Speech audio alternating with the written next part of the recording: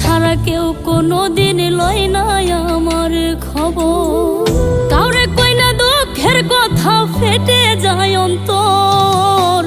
স্বার্থ ছাড়া কেউ কোনোদিন লয় না আমার খবর মাগো। স্বার্থ ছাড়া কেউ কোনোদিন লয় না আমার খবর।